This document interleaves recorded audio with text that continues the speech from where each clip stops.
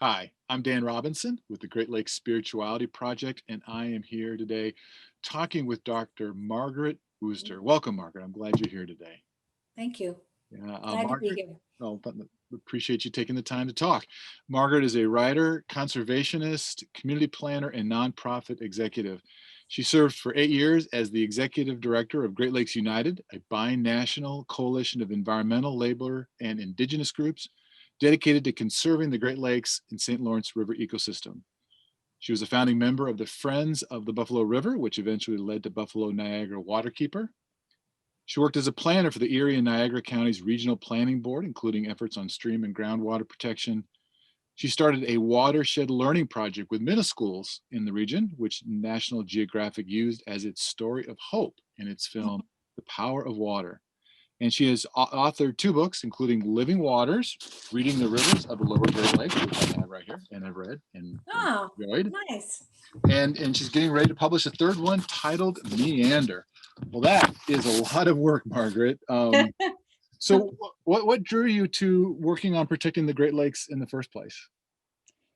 Well, I grew up in Buffalo and and I'm still in Buffalo. So I've lived here for my whole life, except for, random, university, I lived in England and other places for a little while, but always came back here. But when I was a kid, those were the days of free range, being kids were free. I was free range. I was, all over the place exploring my neighborhood in Buffalo, which was an old quarry. Basically, it was the center of our neighborhood, an old limestone quarry. And it was probably, I would say, it was my first example of seeing natural regeneration happening on its own, because I had no idea what it was. It was just this big, abandoned, wonderful play space that we spent lots and lots of time in, even though our parents would never allow, no one's parents would ever allow that now. And then my dad had a construction business, and it was just him and another guy. And he would go to Lake Erie every Friday and dump his construction debris off his truck there, because the land along Lake Erie on our waterfront here in Buffalo was pretty much at that time abandoned land, and people were just using it as a dump, including my dad, who was a good man, but it was like what they were doing at the time. And so I loved to go with him. I always went with when I could. And that was my first experience of Lake Erie, was with my dad. And in an the place was smoldering. Our whole waterfront was kind of smoldering from the industries that were there and the garbage that was there now. And there was always something burning, and there was absolutely no supervision. That's how it was. And so I remember the smell of aniline dye. I remember the smell of, rolled oats that were coming out of one of the grain elevator cereal manufacturers. I remember the smell of the waterfront as that mixture of sweet aniline dye and kind of crispy puffed wheat, puffed rice. And I think that was very shaping for me to be out there and to see that. And I wasn't so much horrified because I was just a kid. I was more like, wow, this is amazing. I want to come again. And well, we would find animals often dead, gulls on the beach and stuff. But So you could hardly say it was a spiritual, but it was really interesting. And I think that was where I got my first bond with the Great Lakes and with Mother Nature. Hmm. I was just talking to somebody the other day for this project, and he was telling similar stories about how um, his experiences as a child out in the woods or around water in the lower peninsula of Michigan really formed his attachment to the Great Lakes. Do you find, because you've worked with a lot of folks over the years, do you find that to be a common thread? You mean for everybody else that Yeah, I know? yeah. Yes. Everybody that I know that has worked and continues to work in the Great Lakes, has been working at it their whole lives in some way, and they remember, childhood experiences. Like, my friend, I have a good friend in Ohio who's involved in removing dams from the Cuyahoga River. They've done a lot of great work there, and she grew up going to the islands in Lake Erie, Mm. that, in the Western Basin. That was where their family went for vacation, and then kayaking, or canoeing on the Cuyahoga River and stuff. That was her past, Sure. and she's still doing it. So fast forward to today, how would you describe your own relationship or connection with the Great Lakes or the waters there in Western New York? Well, I think it's all, I mean, I think it's, a lot of it right now for me is shaped by this book that I just finished writing, Meander. And so I've had a chance to really think about, why I'm here. And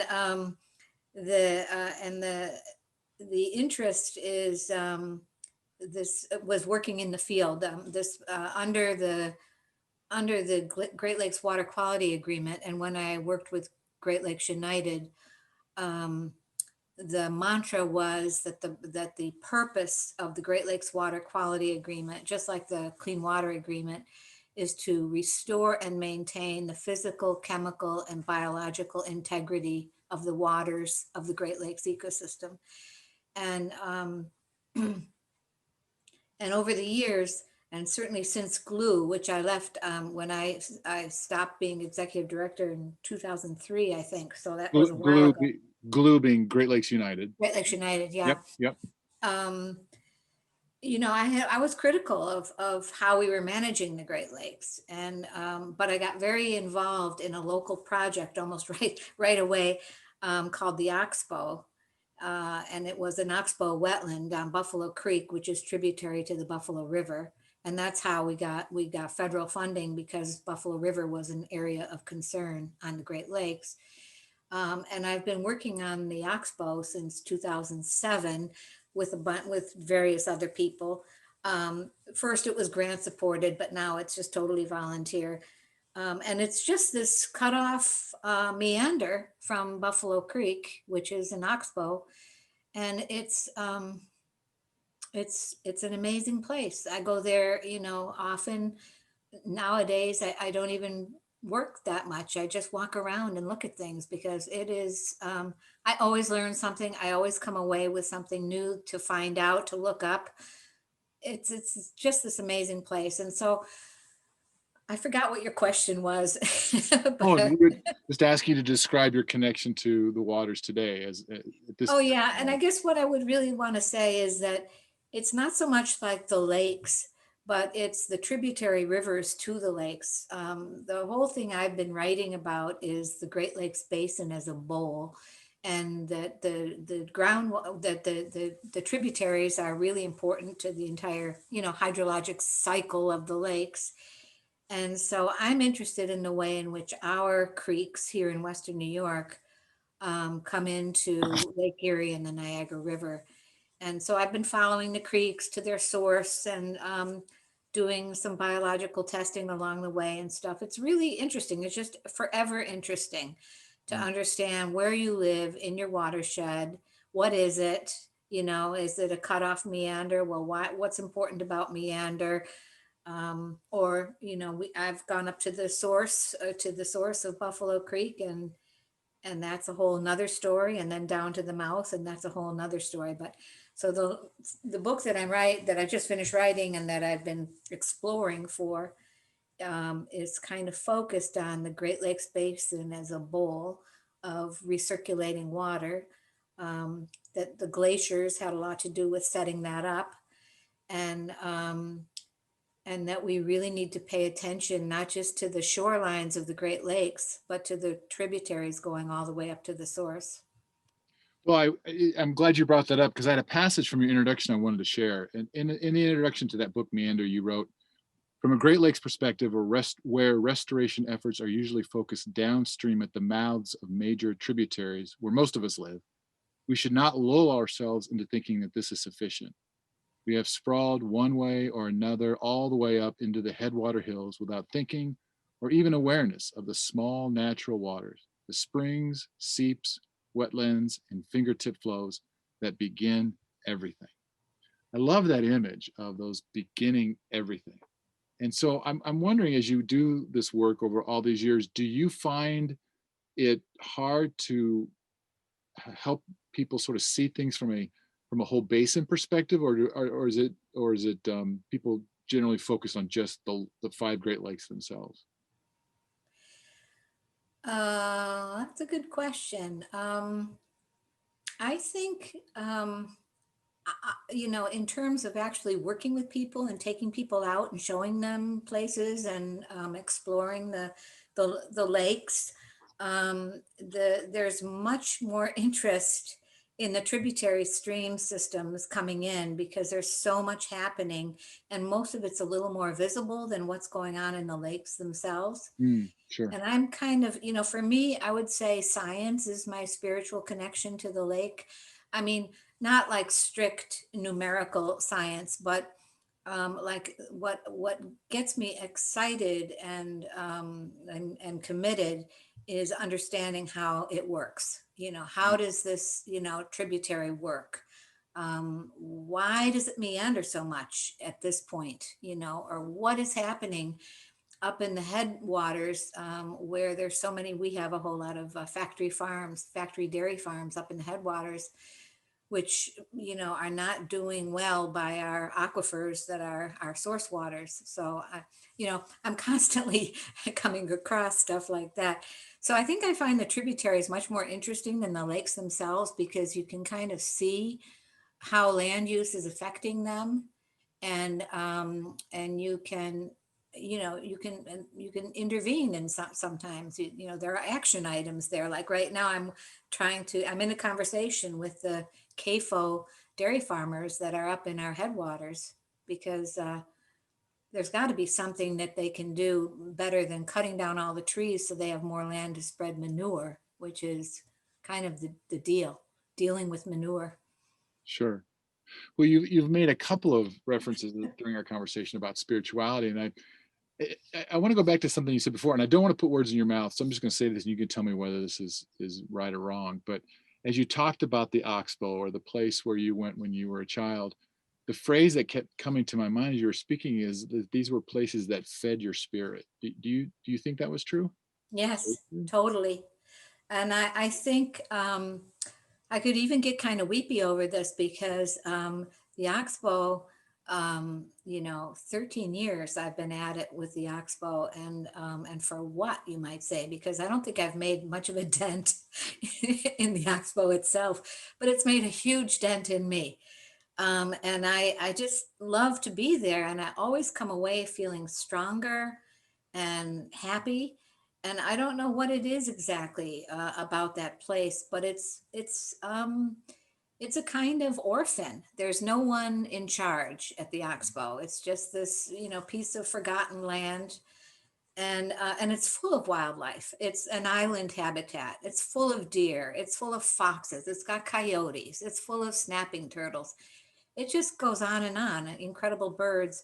So every time I'm there, I was just there yesterday, and every time I'm there, I see something new, and I get to show it to people. So um, yeah, I would say that feeds my soul. I definitely come away from places like that stronger, happier, feeling thankful that I was had have the privilege to be there. Sure. Well, so in talking about this sort of reaction of the soul or the spirit to these places, we tend to sort of talk in positive terms. But I want to ask you about something that you wrote in the introduction to your book, Meander. This is the quote. The book is grounded in my own exploration of how rivers work in the largest freshwater ecosystem on the planet and in my home geography of Western New York. It was born from a gradually acquired love of this place and fueled by sorrow and anger over the degradation of some of my favorite spots, including an oxbow wetland on Buffalo Creek. Many of you reading this will have experienced similar losses. For anyone who becomes attached to a wild place or even to a bit of recovering unmanaged landscape, anger and sorrow are almost guaranteed. So, could you say a little bit more about that sense of sorrow and anger over the degradation of a place? Kind of what did you mean by that, or what's been your experience? Well, my experience at the Expo was that when I was working with Buffalo Niagara Waterkeeper, um, they it was in the early days of remedial action planning for the areas of concern that were around the Great Lakes, 42, rivers and harbors that were considered basically toxic hotspots, too contaminated to be healthy and had to be fixed. And so one of the, and Buffalo River and Niagara River are both considered areas of concern still. So this was like 1987 when they were designated. And so one of the things you had to do, if you were getting a government grant to help restore some of these places, it was to find a reference site for, well, what was it like before it was degraded? What did it look like? What did it do? And so we couldn't find a good reference site for the Buffalo River. There was nothing in the city of Buffalo. So we went upstream, and the first thing, the DEC, our Department of Environmental Conservation, the first place that they thought could serve as a reference site, meaning it was intact enough to have a remnant of its animals, its original animals and plants, and that it was somewhat functional, was the Oxbow wetland, which was, just like I say, sort of an abandoned piece of maybe 30 acres, adjacent to the Buffalo Creek in the floodplain. And had been cut off. So we were very excited. We started working, we wrote a grant, we got the money, we started organizing. We did a lot of work. We got it, some of the land transferred to the town. We got the DEC to designate it as a protected wetland. And we got tons of students out there. We had, we had a sort of, we had a big field work project going on there with basically with weeding and planting, getting out the invasive species and planting. That's what we were doing mainly. And it was all very exciting and very good.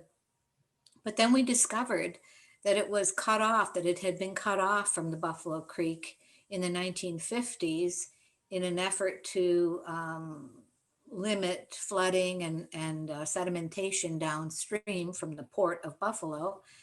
And in cutting it off, they had increased the velocity of the stream, and so then they had to put in these low head check dams, 5 of them in the creek.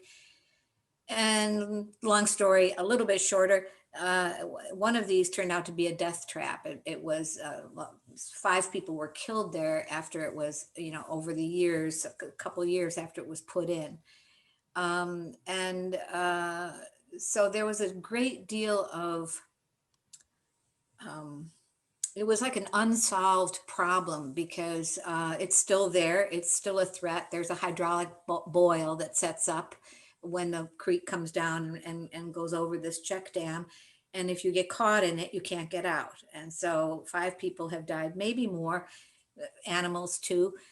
And so, but apparently, nothing can be done about it. But they're always trying. So there's just always these proposals to do more. Basically we're talking about a piece of channelized river that's put into an artificial straight channel that has now become a problem, and it's a consistent recurring problem. And so people hate the Oxbow. The local people who live around the Oxbow don't like it because the town feels it's a liability. And and the neighbors tend to blame it for everything that happens in their backyard. Like, if their backyard's flooding, no, it's because of the Oxbow, which is actually the opposite is true. So anyway, it's the Oxbow is considered a nuisance, and that's a big word in environmental work, nuisance. If you're labeled a nuisance, it's very hard to get anything done. And I think I'm a bit of a nuisance, but for sure the Oxbow So that's where the heartbreak comes. I interview in the book, or I mean, I interviewed and captured this in the book. One of the fire fighters who rescued, who was rescuing people when they drowned, and one of his colleagues, they were young at the time, they were like 23 and 24, was killed doing the rescue. He got caught up in the hydraulic boil. Mhm. So I don't know. I just, I still love the place. I still gather strength from it. But I'm also aware that it's going to be very hard to protect, let alone restore, because, we still don't have the mind. Like, I don't tell too many people locally about it because I want to protect the snapping turtles and the other things that are there. So here I am talking to you, but you're, you're a bit away. So I think it's okay. Yeah. Well, during your time with Great Lakes United, you worked with a lot of different individuals, a lot of different groups. Um, how was that trying to get folks to kind of come together on a common concern around the Great Lakes? Is that hard to sort of wrangle all those different folks and agendas? Yeah, it was difficult, but it was really worth it. I was always, when I was there, sort of honored to be there at the table because it was very structured. And I think that came from the Canadian side. So, we had a board of directors of 24 people, and we met 4 times a year somewhere in the Great Lakes Basin. So sometimes it was Duluth or, Thunder Bay or Montreal, all over. And on the board there were always 2 indigenous seats, a Canadian and a US kind of side of the border indigenous seats. There are always 2 labor seats and usually that was UAW on the US side and Canadian auto workers on the Canadian side. um, and there was equal, you know Canadian and US representation on the board. So a lot of thought, long before I came, had been given to setting it up. And so it was kind of unique. And I think the people were really pretty good. I mean, the meetings were hard. um, but I think the main problem we had was not with each other or even with coming to consensus. It was funding, Hmm. and nobody wanted to fundraise. We were all activists and we just wanted to do the work. And so, funding was always an issue. And then glue, after I left, maybe about 7, 8 years after I left, it went down, and it was because of the funding. They didn't have the funding, which is I will say, I would take this advantage, Dan, of your blog here to say that that is a huge tragedy, and Great Lakes United in some form should be reincarnated, because now, the among other things, there was a huge archive of really good work, of fact sheets and public hearings and policy statements, and just tons of stuff that I have copies of some, but it would be a good archive for people to have about the Great Lakes. We did citizen hearings around the Great Lakes, and people came to all the major cities to say what was happening to their water. And we learned so much. It was amazing.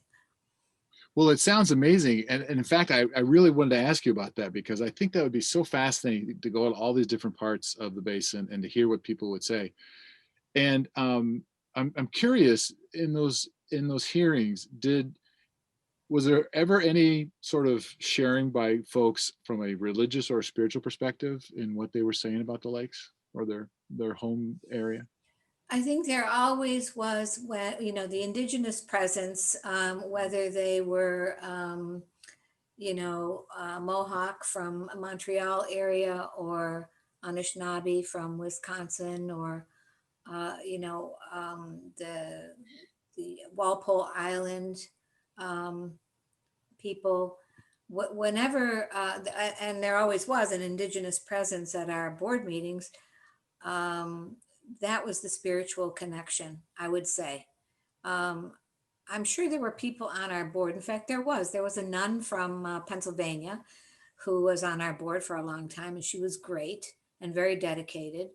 So we did have spiritual people, but the indigenous attitude or mindset about all our relations, that the lakes, the water, the animals, our relations, was so deep, and it was so surprising sometimes what they would say or what they would or wouldn't do on the basis of that. Hmm, interesting. Well, in your book Meander, in one of the chapters of the book, you talk about how the indigenous peoples of Western New York, or present day Western New York, had their land stolen from them. And could you sort of set the context for that a little bit and what you're trying to communicate in the book? Well, it's come full circle. There's I think it's a series of YouTubes. Uh, if you go online, www dot digitalwampum.com, I think.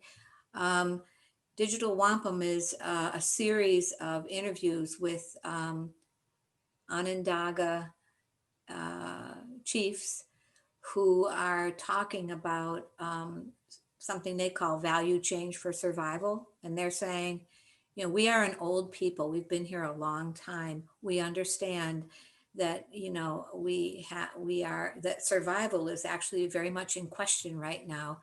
And in order to turn the corner, we need a basic value change. And then the value change goes to, traditional, at least Haudenosaunee values of sharing and giving back and harvesting mindfully, um, and always great, giving thanks. And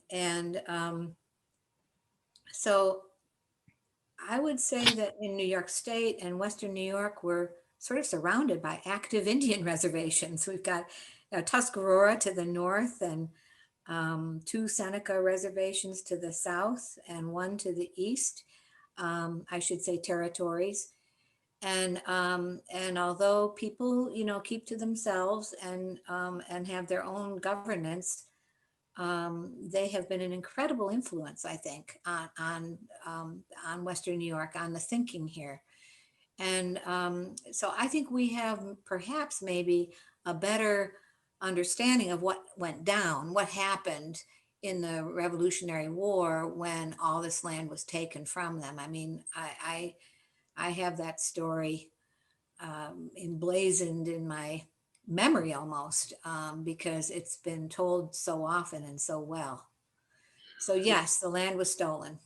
Well, it was interesting in your book, and I've run across some of these in other places, but I just found the chapter interesting to me was you used a lot of terms and phrases and legal references to sort of that like the doctrine of discovery and terra nullius and preemption rights, and all of these seem to be sort of legal justifications, rationalizations, if you will, by the colonial powers that be, whether they be England or America, to sort of say, look, that even though you've been living here all these millennia, we're going to take this land and we have the legal right to do that. And I'm just curious, in your work, do you find that those legal justifications still hold, or are people revisiting those? They still hold. That's what I was working on this morning all day before I came here. They still hold. So the terra nullius idea, uh, some indigenous people from Peru started looking into a few years ago. What happened? How did these these ships of Europeans come over here and feel so entitled and do it, quote unquote legally? And so they traced it to a papal bull from 1493, which was called the Doctrine of Discovery. And it was basically the Pope's pronouncement of the rules for claiming the New World.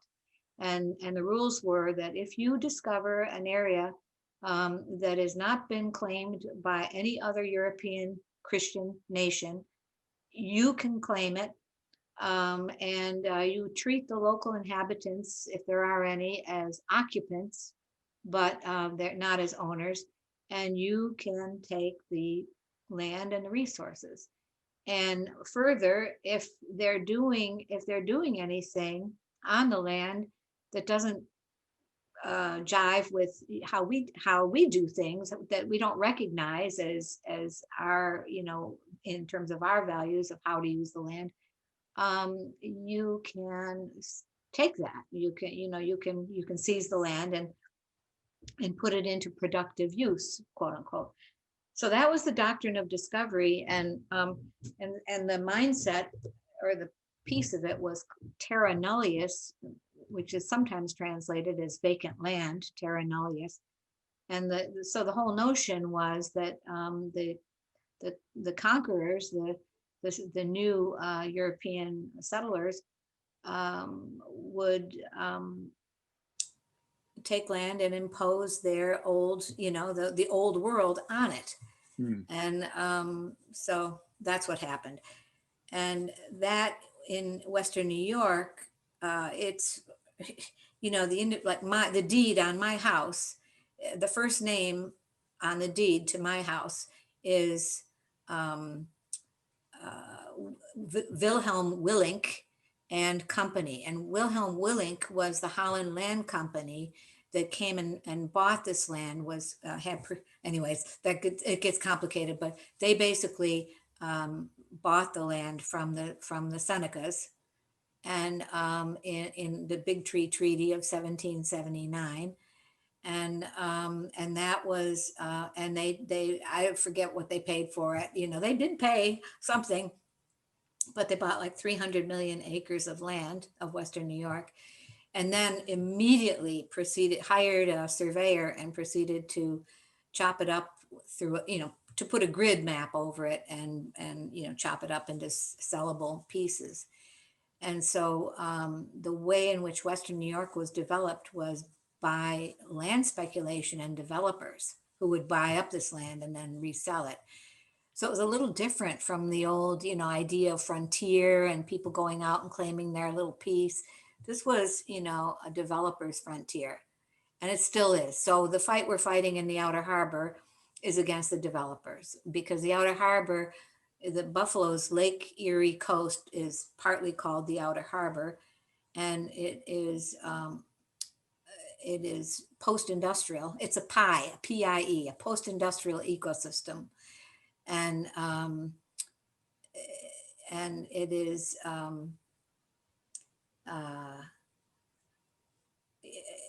it's in question, it's in contest, and so we feel that now it's the time to restore kind of the delta flow connections between the Buffalo River and the lake.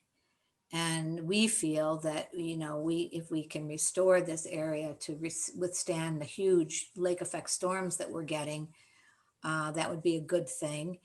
And we feel that if we could, protect the biodiversity, we've got it's a very interesting place, kind of like the Oxbow. There's a lot of global migration of birds that goes through there. There's sturgeon and other amazing fish out there. We feel that all should be protected, but the land is in the hands of a development agency, and they're really looking to sell it to developers.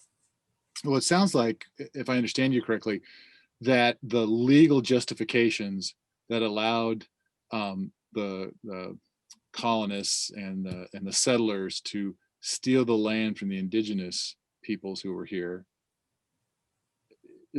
that legal justification in a way is still being used by developers today.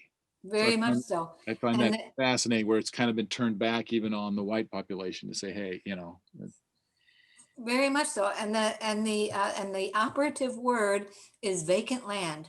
The first time that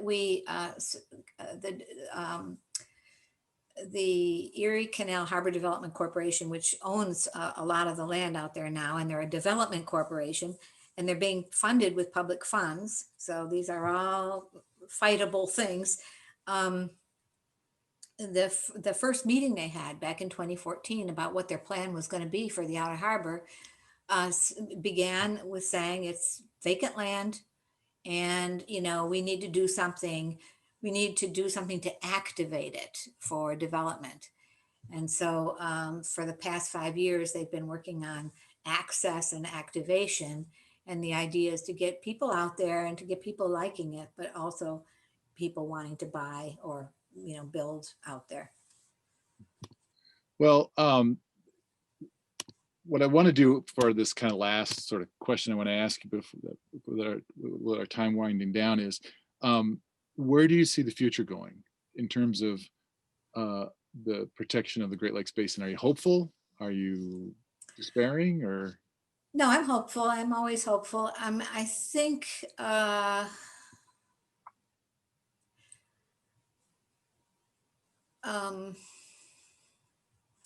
I do think that the turn has to come with what you're doing, the use of the word spiritual.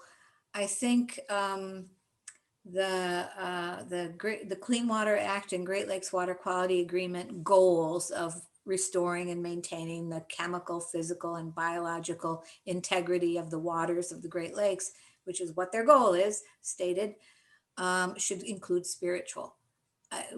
To restore and maintain the physical, chemical, biological, and spiritual integrity of the waters of the Great Lakes, or maybe of the Great Lakes ecosystem. Because the mindset of what we're doing, although good, I think there's been a lot of good restoration work done, but and there's been some protection done, but we're going to do things to the Great Lakes to make them, to give them back their integrity. And it's really, we have to do something just as much to ourselves, because if we're like, I don't know, getting a Great Lakes Restoration Initiative grant to build habitat here, or something, and meanwhile, we're allowing one more subdivision into the floodplain, which is what we're doing, then we're not considering ourselves as part of the integrity of that water system. So, and it's a spiritual thing. It's like we are part of this. It is continuous with us. It's not separate and something we can fiddle with. And so it's a mindset that is, I think for a non-native person, even for me, I think it's not an easy one to maintain, but it's really important that we put ourselves into the equation. well, that's a great place to end our conversation. I am so grateful that you took the time to talk today, Margaret. Thank you so much. Thank you. All right, you take care. Okay, thanks.